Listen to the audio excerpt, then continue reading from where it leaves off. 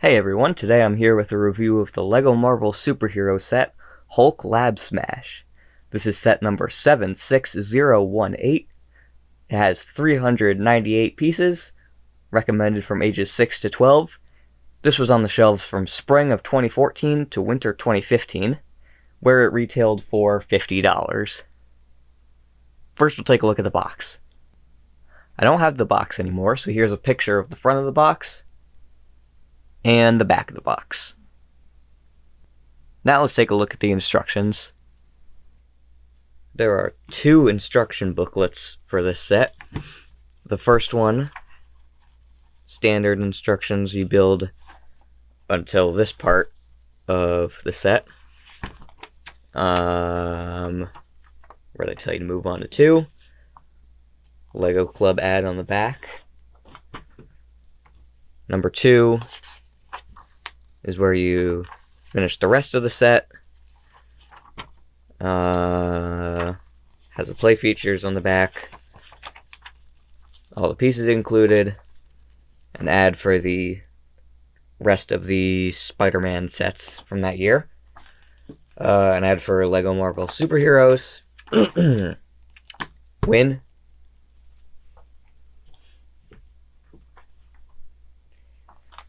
and it also comes with a comic, mini comic. Can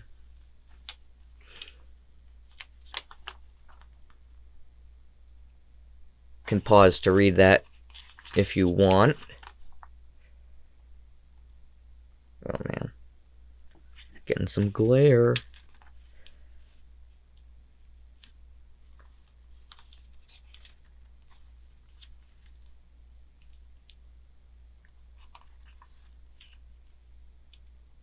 Very nice.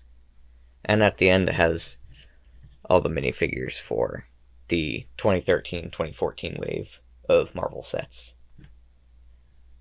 Now let's take a look at the minifigures. Our first figure is Thor.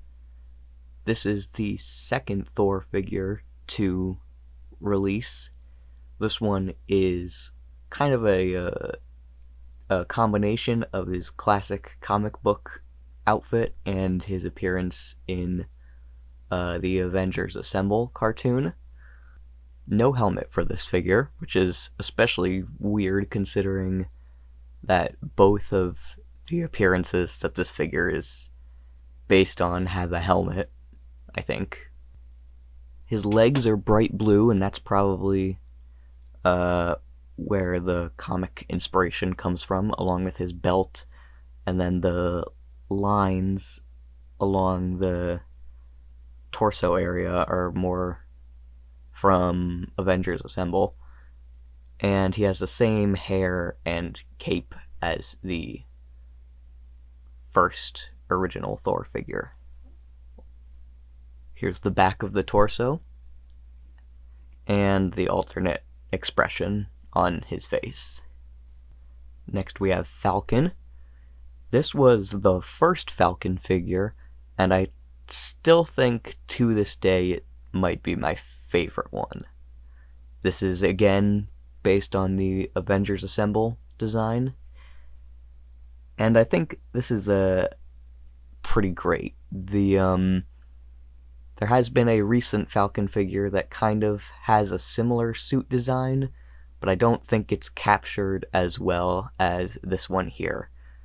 When this was released in 2014, there weren't as many hair pieces that were modeled after black hairstyles, so this figure uses the classic widow's peak hair, which, all things considered, isn't terrible, but I don't think they would use this piece now.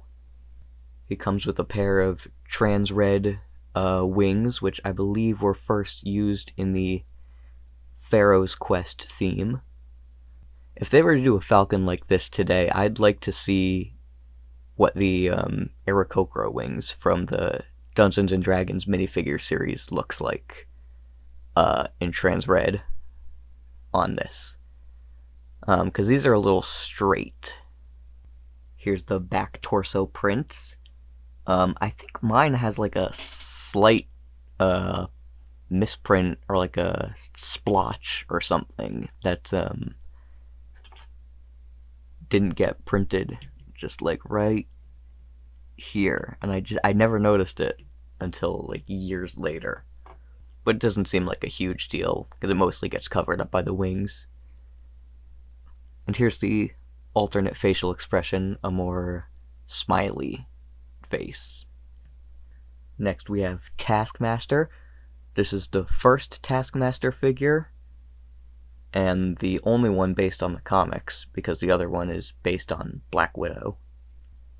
He has a sword and a shield, and the shield has a little bit of printing right there. I do wish that the shield was maybe more similar to the one that Taskmaster has in the LEGO Marvel Superheroes video game, but I think this one works out fine. Getting his weapons out of the way, we can get a better look at his, I guess, torso printing. We'll take a look at the back in a second. But he's got just the strap on the torso. Whoops. And if we take the hood off, you can get a little better look at the printing up here, where you can see there's kind of the little clasps for the cape. And yeah, I think this looks really good. No leg printing. Taskmaster probably doesn't need printing. However, maybe dual molded legs would be nice, although they didn't have that at the time this figure was made. Here's a look at the back of the torso. It has a print that's pretty similar to the front of the torso. And another look at the face print without the hood on, which has these black gaps on the cheeks.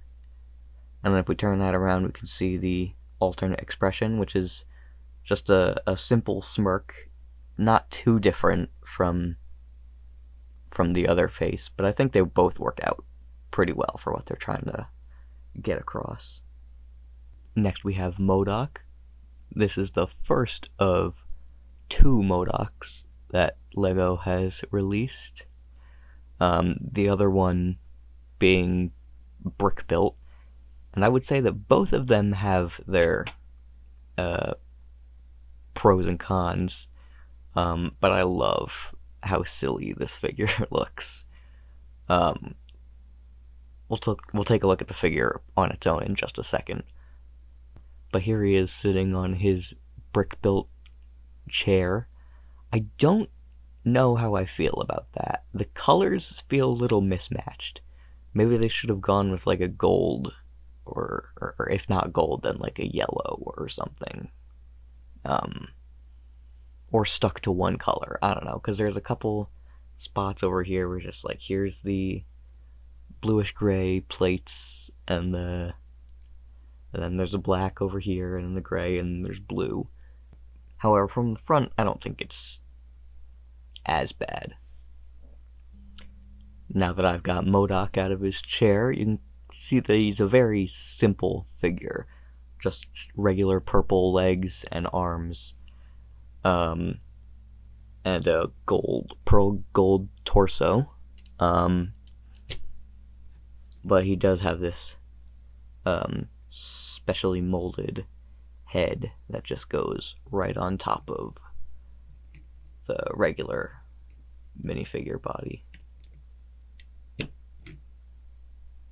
And he's got a little angry expression on here. So yeah, I like this figure a lot.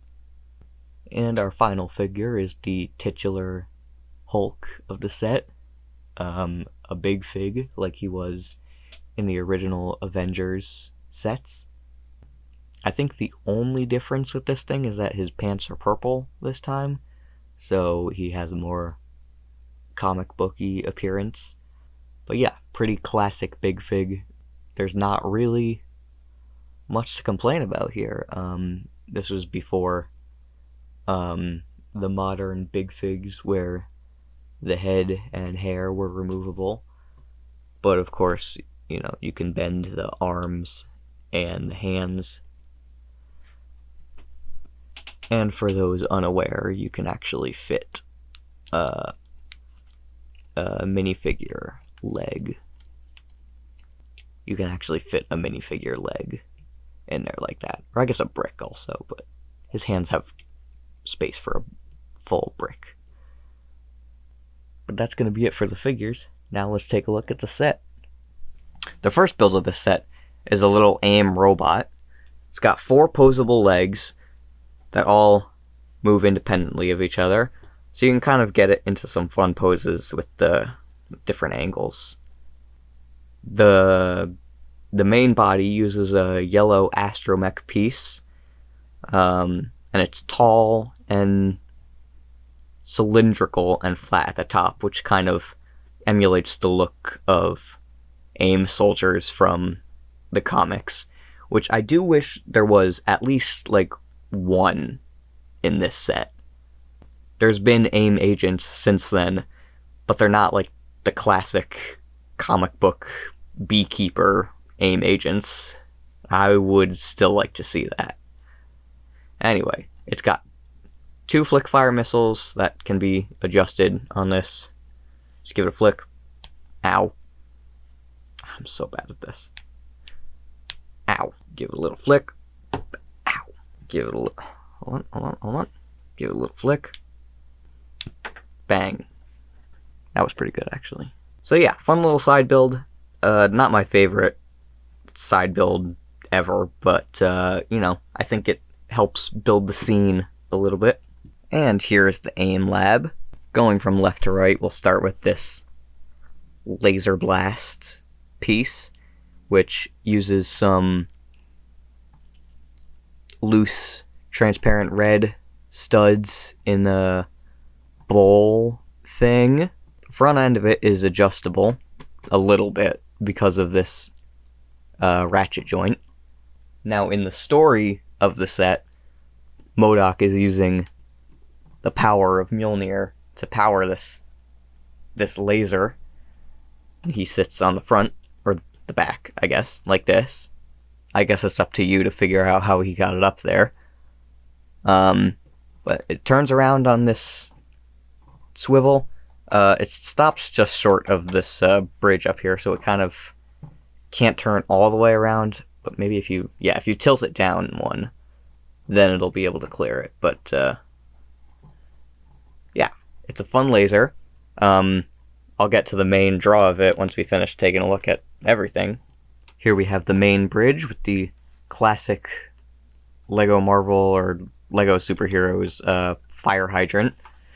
We turn this all the way around. There's a ladder back here that allows the characters to get to the top of the bridge.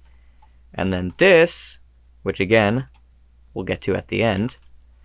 As we move over to the middle, we've got the control console saying the hammer's at 100% power. Gamma radiation detected, showing Hulk's nearby. AIM logo up here. And then the main part of the bridge. I think the area around the back of the bridge kind of feels a little blocky.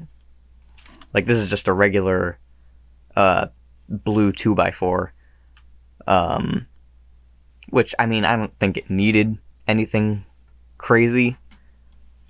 But maybe just a couple more details would have been nice. Then we move over here to the stairs, which lead up to Thor's chamber where he's being captured. There's a... Okay, I'll have to get that in a second. There's a door on the back where Thor is put in. Well, I mean, that's probably not the best way to go about it, but just for storytelling purposes. So now Thor's trapped in the glass, which is adamantium glass. Now we can tilt it up and we can see the satellite dish plus 2 antennas, which are, you know, they look nice, but I will say they're very loose on there. The amount of times that I've knocked them off and sent them flying just by touching them just a little bit. I don't know how else they would have been able to attach them, but minor nitpick. Now we have my favorite part of the set, which is the amount of destructible elements that are built into the set. So we have Thor captured, and MODOK is ready at the laser, and all of a sudden, Hulk comes blasting through the back wall, and that's just 3 separate pieces that are connected to each other loosely on these 1x4s with the 2 studs. So that's good destruction. You have MODOK firing the laser, so you can just have Hulk stomp on this lever part, and the whole thing comes apart. Well, it comes apart in 2. And then, we've got Taskmaster up on the bridge, so we gotta find a way to knock it down. So Hulk takes this beam here and knocks it out of the way. Oh, okay. Well, Hulk takes this beam and punches it out of the way and knocks Taskmaster down. And then, of course, we gotta free Thor. So we come over here to this platform over here, and we can jump on it. Well, that didn't do as well as I hoped it would. Oh, we can jump on it. And usually those panes come out, but you can just punch them out of the way. And now Thor is free. He's not supposed to have his hammer with him. I put him aside. Anyway, so yeah, look at all that's a lot of damage. You've got all these destructible parts, and you can very easily, set everything back up to destroy again. Yeah, so there's great storytelling opportunities with the set. And this can all be very easily reconstructed by just putting the stairs back here. This glass pane goes here, and this one here. Just lift the bridge up, pull this under it so it'll sit flat on there. The laser, you put the front part on here, front part on there, and then the back part sits right on top of that. And then for these walls, you have this one right here, this one here, and then this part just sits right in the middle. It's kind of like putting together a puzzle almost, and Lego's already kind of a puzzle, so this is like 2 puzzles in one. The other thing I really like about this set is just the color. There's not very many superhero sets that have these, vibrant colors. But I love having something that feels very comic booky and pops. Stickers in this set are here, here, here, here, here, here, here, here, and here. Overall, to this day, I still think this might be one of my favorite Marvel superhero sets. It's a fun action set piece that has lots of destructible elements with nice, fun, bright colors, 5 exclusive figures, and I love a set that's able to tell a story. But that's it for me. Let me know what you think of the set, and I'll see you later.